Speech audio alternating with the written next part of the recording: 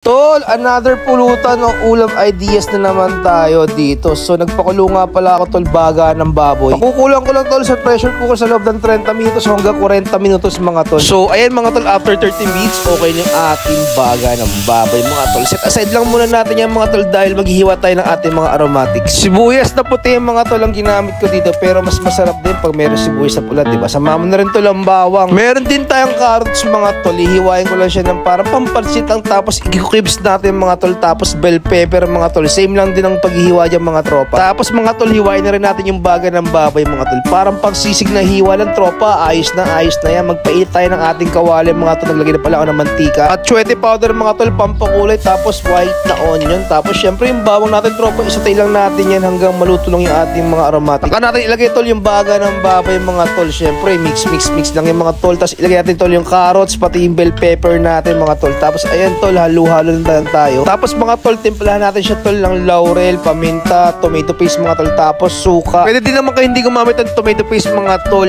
Optional lang yun. Tapos tinimpla ko tol asin, seasoning mga tol, tapos i-mix lang natin yung mga tol. Tapos silim pula mga tol. So ito nga pala ang version ko ng Bobby's mga tol. So ayan, diba? Dalin mga tol. So thank you for watching guys. Peace out yo.